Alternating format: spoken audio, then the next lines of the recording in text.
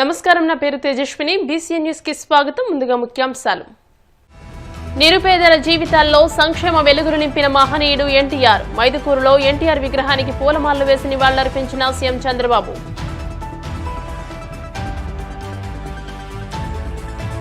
నంబూరులో స్వచ్ఛ ఆంధ్ర స్వచ్ఛ దివస్ కార్యక్రమంలో పాల్గొన్న deputy CM Pawan. గ్రామంలోని ఘన వ్యర్థాల నిర్వహణ కేంద్రం పరిశీలన.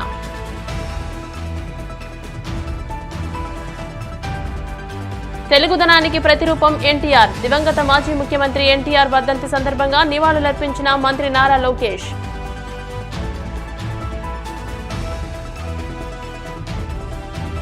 పలు కీలక నిర్ణయాలకు ఆమోదం తెలిపిన ఏపీ కేబినెట్. వివరాలను మీడియాకు వెల్లడించిన మంత్రి కొలుసు పార్థసారథి. తెలుగు జాతి చరిత్ర ఉన్నంత వరకు తెలుగువారి గుండెల్లో ఉండే ఏకైక వ్యక్తి ఎన్టీఆర్ అని ముఖ్యమంత్రి చంద్రబాబు నాయుడు కొనియాడారు. అనుక్షణం తెలుగువారి ఆత్మగౌరవం కోసం తప్పించిన నాయకుడు ఎన్టీఆర్ అని పేర్కొన్నారు. కడప జిల్లా మైదుకూరులో నిర్వహించిన ఎన్టీఆర్ వర్ధంతి సభలో చంద్రబాబు పాల్గొన్నారు. ఎన్టీఆర్ విగ్రహానికి పూలమాలలు వేసి నివాళులర్పించారు. అనంతరం ఆయన మాట్లాడుతూ ఎన్టీఆర్ అంటే 3 అక్షరాలు కాదని, ఎన్టీఆర్ అంటే తెలుగువారి ఆత్మగౌరవం, పేదవాడి గుండెల్లో తీపి జ్ఞాపకంని ఉద్ఘాటించారు. నందమూరి తారక రామారావు గారి యొక్క 29వ వర్ధంతి, అది కూడా ఈ మైదుకూరులో జరుపుకోవడం చాలా అదృష్టంగా నేను భావిస్తున్నాను. ఒక మహానాయకుడు, ప్రజానాయకుడు, తెలుగు జాతి చరిత్ర ఉన్నంత వరకు తెలుగు వారి గుండెల్లో ఉండే ఏకైక వ్యక్తి నందమూరి తారక రామారావు గారు. ఈరోజు మనందరం చూస్తే తెలుగు జాతి కోసం పుట్టిన, అనుక్షణం తెలుగు జాతి ఆత్మ గౌరవం కోసం తప్పించిన ఏకైక నాయకుడు ఎన్టీఆర్. ఎన్టీఆర్ అంటే 3 అక్షరాలు కాదు, తెలుగు వారి ఆత్మ గౌరవం. ఇంకొక పక్క మనం చూస్తే పేదవాడి గుండెల్లో తీపి జ్ఞాపకం, బడుగు బలహీన వర్గాల గుండెల్లో చెరగని ధైర్యం. 9 నెలలే ఎన్టీ రామారావు గారు పార్టీ పెట్టి ప్రపంచంలో కూడా ఎవ్వరు కూడా అధికారంలో రాలేదు. అది ఒక్క ఎన్టీఆర్కే సాధ్యమైంది. ఇంకో పక్కన మీరు చూస్తే అంతవరకు తెలుగు వారికి గౌరవం ఉండేది కాదు. మనలందరినీ మదరాసి అని పిలిచేవారు. అలాంటిది ఢిల్లీని గజగజలాడించడమే కాకుండా తెలుగు వారి యొక్క గుర్తింపును తెచ్చిన ఏకైక నాయకుడు ఎన్టీఆర్. ఇంకో పక్క మీరు చూస్తే సంక్షేమానికి అర్థం తీసుకొచ్చాడు. అభివృద్ధి అంటే చేసి చూపించాడు. సంస్కరణలకు నాంది పలికారు. ప్రభుత్వం అంటే పాలకులు కాదు, సేవకులని చెప్పిన ఏకైక నాయకుడు నందమూరి తారక రామారావు గారు. దేశ చరిత్రలోనే రాజకీయాలు కొత్త రూపం ఇచ్చిన వ్యక్తి ఎన్టీఆర్. ఆ రోజులోనే 2 రూపాయల కేజీ బియ్యం. ఈరోజు దేశమంతా కూడా ఫుడ్ సెక్యూరిటీగా మారే పరిస్థితికి వచ్చింది. ఇంకొక పక్క మీరు చూస్తే ఆ రోజు ఆయన ఇచ్చిన పింఛను 35 రూపాయలు, ఈరోజు 4,000 రూపాయలు ఇస్తున్నామంటే అది తెలుగుదేశం పార్టీ చరిత్ర. ఇవే కాకుండా పేదవాడు కూడా పక్కా ఇల్లుండాలి, గుడిసెలు కాదని చెప్పి పక్కా ఇళ్లకు నిర్మాణం చేశాడు. ఈరోజు దేశం అంతా కూడా ఇళ్ల నిర్మాణం పెద్ద ఎత్తున చేసే పరిస్థితికి వచ్చారు. మీరు ఒకసారి చూస్తే రాజకీయాలంటే వేలు ముద్రేసేవాళ్ళు కాదు, చదువుకునే వాళ్ళు రావాలని మొట్టమొదటిసారిగా రాజకీయాల్లో చదువుకున్న వ్యక్తులు ఇచ్చిన ఏకైక నాయకుడు నందమూరి తారక రామారావు గారు. బీసీలు అంతవరకు రాజకీయ ప్రాతినిధ్యమే లేదు. ఈరోజు ఈ మైదుకూరులో కూడా బీసీ గెలిచాడంటే సుధాకర్ యాదవ్ గెలిచాడంటే అది ఎన్టీ రామారావు గారు వేసిన ఫౌండేషను. ఉప ముఖ్యమంత్రి పవన్ కళ్యాణ్ గుంటూరు జిల్లా పెదకాకాని మండలం నంబూరు గ్రామంలో నిర్వహించిన స్వచ్ఛ ఆంధ్ర స్వచ్ఛ దివస్ కార్యక్రమంలో పాల్గొన్నారు. గ్రామంలోని సాలిడ్ వేస్ట్ మేనేజ్మెంట్ కేంద్రాన్ని పరిశీలించారు. చెత్త సేకరణ, నిర్వహణ, సంపద సృష్టి తదితర అంశాలను అధికారులను అడిగి తెలుసుకున్నారు. గ్రామ స్థాయిలో చెత్త సేకరణకు ఏర్పాటు చేసిన వాహనాలను పవన్ కళ్యాణ్ ప్రారంభించి స్వయంగా నడిపించారు. చెత్త నిర్వహణలో ఉపయోగించే వివిధ రకాల యంత్ర పరికరాల పనితీరుని అడిగి తెలుసుకున్నారు. ఇటీవల విజయవాడ వరదల్లో అహర్నిశలో పనిచేసి పారిశుద్ధ్య మెరుగుదలకు కృషి చేసిన 35 మంది స్వచ్ఛ కార్మికులను పవన్ కళ్యాణ్ సత్కరించారు.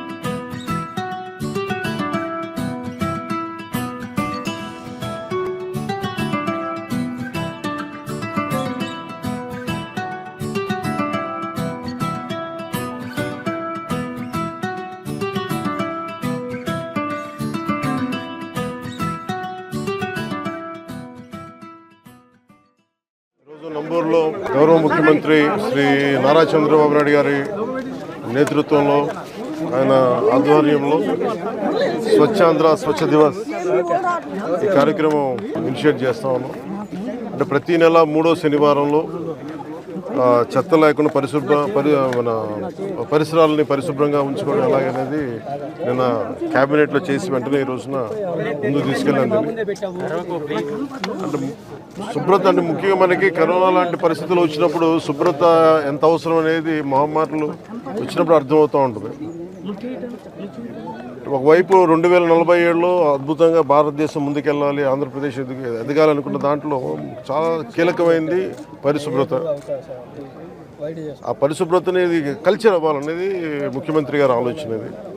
ఇది కేవలం ఒకళ్ళిద్దరు చేసి క్లాప్ మిత్రాలు లేదంటే మనం మన చెత్తను బయటపడేయటం కాదు, బాధ్యతగా ప్రతి ఒక్కళ్ళు కూడా సోర్స్ నుంచే దాన్ని సపరేట్ చేసే విధానం. అలాగే ఎక్కడ పడితే అక్కడ ఈరోజు ప్రారంభించేది అద్భుతాలు వెంటనే జరిగిపోతాయి, 24 గంటల్లో జరిగిపోతాయని కాదు, కానీ దీన్ని ఆధారం చేసుకొని దీన్ని ఒక ప్రేరణగా తీసుకొని భవిష్యత్తులో ఈ కల్చర్ అవ్వాలి పిల్లలకు కూడా, ఇది భవిష్యత్ తరాలకు కూడా సదుద్దేశంతో ఈ రోజున గౌరవ ముఖ్యమంత్రి గారు దీన్ని ఇనిషియేట్ చేశారు. ఇది మేమందరం కూడా ఆ కార్యక్రమంలో ఈ రోజున ఇక్కడికి నంబూరుకు వచ్చాను. ఎన్టీఆర్ వర్ధంతి సందర్భంగా మంత్రి లోకేష్, నారా భువనేశ్వరి హైదరాబాద్లోని ఎన్టీఆర్ ఘాట్ వద్ద నివాళులర్పించారు.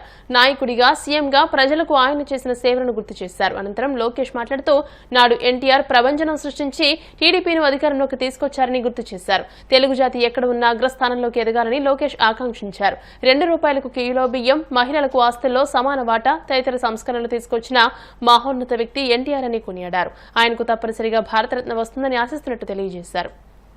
విశ్వవిఖ్యాత నట సార్వభౌమ స్వర్గీయ శ్రీ నందమూరి తారక రామారావు గారి 29వ వర్ధంతి సందర్భంగా పెద్దాయనకి ఘన నివాళి అర్పిస్తున్నాం. ఎన్టీఆర్ అనేది కేవలం 3 అక్షరాలు కాదు, ఒక ప్రభంజనం. అటు సినిమా రంగంలో కానివ్వండి, రాజకీయాల్లో కానివ్వండి ఆయన నంబర్ 1గా నిలిచిన వ్యక్తి.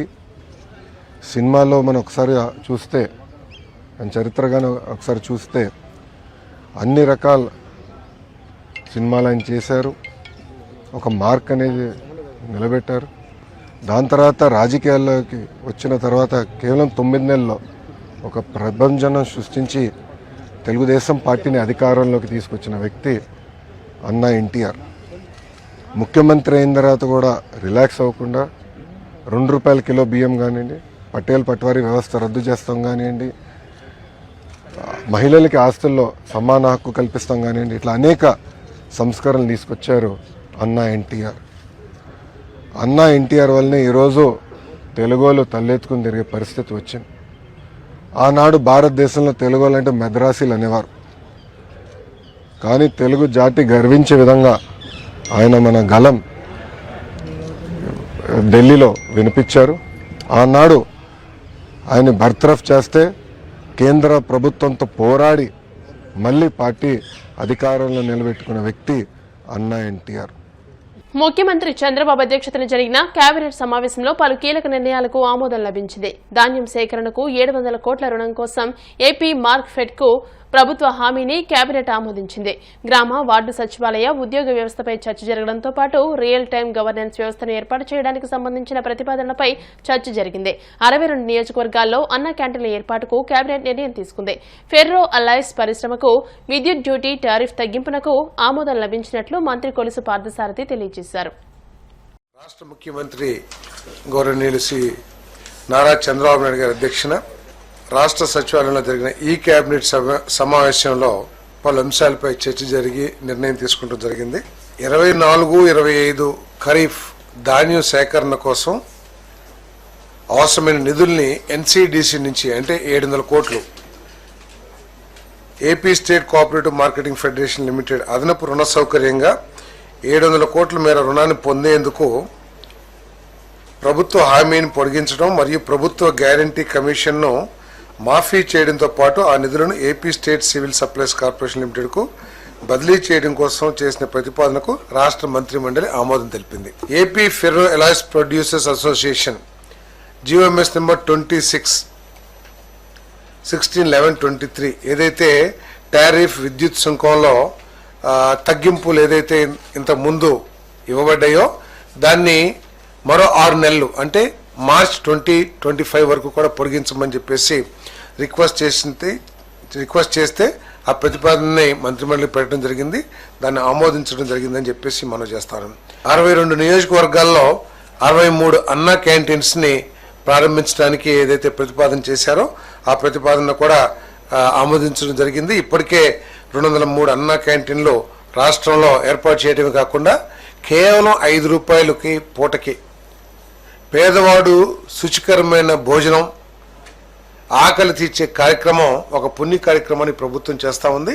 మిగతా ఎక్కడైతే లేవో ఆ నియోజకవర్గాల్లో కూడా ఈ కార్యక్రమం చేయబోతుందని చెప్పేసి మనం చేస్తా ఉన్నాం. అదేవిధంగా నాగావళి నదిపై సర్దార్ గౌతులచ్చన్న తోటపల్లి బ్యారేజ్ మీద ఎడమవైపు హెడ్ స్లూయిస్ లెఫ్ట్ సైడ్ కూడా 2 సైడ్లు కూడా 1 మెగావాట్ 1 మెగావాట్ తర్వాత 2.7 మెగావాట్స్ హైడ్రో ప్రాజెక్ట్ని ఏర్పాటు చేస్తానికి ఆమోదం తెలిపడం ఎన్ఓసి జారీ చేయడానికి ప్రభుత్వం ఆమోదం తెలిపిందని చెప్పేసి మనం చేస్తాం. అదేవిధంగా AP industrial corridors development corporation AP ICDC special purpose వెహికల్కి కొప్పర్తి వైఎస్ఆర్ కడప జిల్లా సీకేదిన్నె మండలం కొప్పర్తి మరియు తాడిగొట్ల గ్రామాల్లో 2595.74 ఎకరాల భూమిని ఏపీఐసికి బదిలీ చేయటం. అదేవిధంగా కర్నూలు జిల్లా ఓరకల్ మండలం మీదివేముల ఉప్పలపాడు మరియు ఎన్ కొంతలపాడు గ్రామాల్లోని 2621.15 ఎకరాలని ఏపీఐసికి బదిలీ చేయడం కోసం ఏదైతే స్టాంప్ డ్యూటీ రిజిస్ట్రేషన్ ఫీజులు ఏదైతే ఉంటుందో వాటిని ఆ ఫీజులు మినహాయించడానికి, ఎందుకంటే ఇది రాష్ట్రానికి ఒక గేమ్ చేంజర్ లాంటిది. 2 కారిడార్స్ కేంద్ర ప్రభుత్వం మనకి కేటాయించింది కాబట్టి త్వరితగతిన అక్కడ ఇండస్ట్రీస్ డెవలప్ అయ్యే విధంగా ఉండటం కోసం మరి వారికి ఇంకా ఇండస్ట్రీస్ని అట్రాక్ట్ చేయడం కోసం ఈ నిర్ణయం తీసుకుంటాం జరిగింది. మరి దీనికి మంత్రిమండలి ఆమోదం తెలిపిందని చెప్పేసి మనం చేస్తాను. GOMS 84 డేటెడ్ 24/2/23 ద్వారా అర్బన్ ల్యాండ్ సీలింగ్ భూముల క్రమబద్ధీకరణకై దరఖాస్తుల దాఖలు సౌకర్యం మరియు 22A కింద నిషేధిత ఆస్తులుగా నోటిఫై చేయబడి భూముల క్రమబద్ధీకరణ కోసం నిబంధనలు షరతులకు అనుగుణంగా సంబంధిత రుసుము చెల్లించడం ద్వారా మిగిలిన దరఖాస్తుల స్వీకరణకు గడువును 31/12/2025 వరకు పొడిగించాలని చేసిన ప్రతిపాదనకు మంత్రిమండలి ఆమోదం తెలిపిందని చెప్పేసి మనం చేస్తా ఉన్నాను. ముఖ్యమంత్రి గారు ఎంతో ప్రెస్టీజియస్గా తీసుకున్న ప్రోగ్రాం పేదలందరికీ ఇళ్ళు. ఈ ప్రోగ్రాం కింద 3 సెంట్లు రూరల్లో 2 సెంట్లు అర్బన్లో ఇచ్చే కార్యక్రమాన్ని చేయబోతున్నామని చెప్పేసి మనం చేస్తాం. ఇప్పుడు కాసేపు ప్రకటనలు.